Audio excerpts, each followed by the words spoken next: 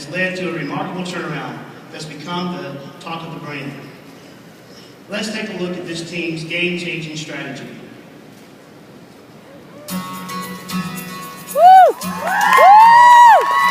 the shadow of the rugged Wasatch Mountains, an area known for world-class mountaineering, Neighborhood Sonic, a franchise in Salt Lake City, just a few short years ago faced a seemingly unstoppable downhill slide in their business.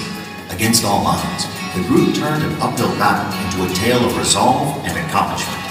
What we chose to do, which in hindsight was probably the most difficult of all of them, is buy a bunch of underperforming stores and try to turn them around with, at that time, a fairly limited level of experience in doing so. There was times when we had a crew meeting on the patio with a U-Haul down the street, and we were getting ready to close stores.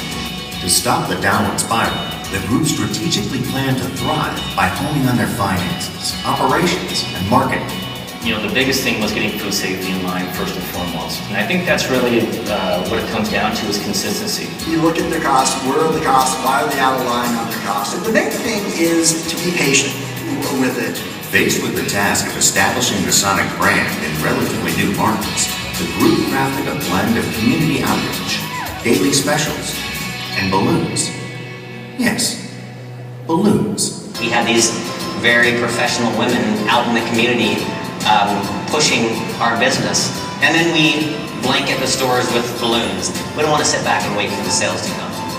The group constantly calibrated their efforts using Sonic tools to analyze sales, food costs, and labor. Fan track is a huge opportunity for us, broken down by day part, so we can focus specifically on a day part sales trend. We're utilizing the IFC on a weekly basis. Climbing out of a quagmire to patience, dedication, and teamwork. It's really easy to have a good attitude when things are positive and you have money in the bank. It's when things aren't that way.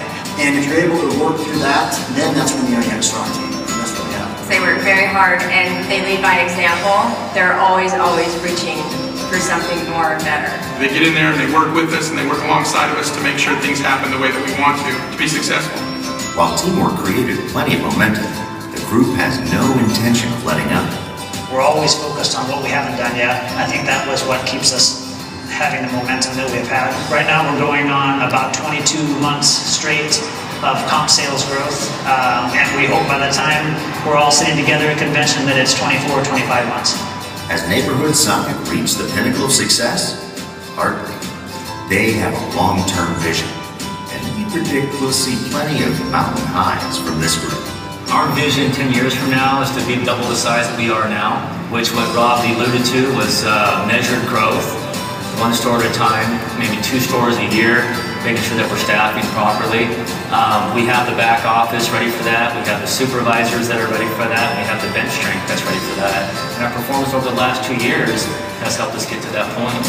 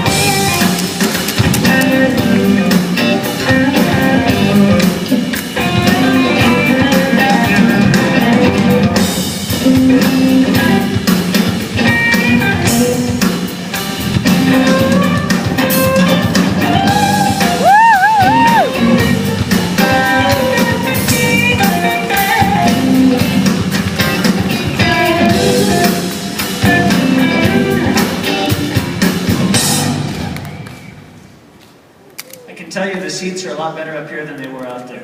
We've been coming for about 8 years. We've been in the business for 8 years, and I'd just like to thank just a couple of people. I know when I used to sit out there that it was always boring to hear all these names listed off, but you got to say it. First and foremost, I want to thank Drew Ritger, Eddie Sayrock, and Scott for their patience over the years. I know that we have tested their patience many times, and I appreciate their confidence in us. Just those. And absolutely, I need to thank our Sonic Field team that has been just absolutely fantastic, and that's obviously Bobby Jones, who's hiding around here somewhere, Russ McGinn, and Amy Woolen, who's sitting down with our team, has been a big part of our team. And of course, our field team in Idaho as well, Al and Suzanne. I'd like to thank my family for being patient also. I think I tested their patience more than Scott's. And I'd like to thank more than anybody this awesome group of people down here that's been with us for almost the entire time, our team. So, thanks for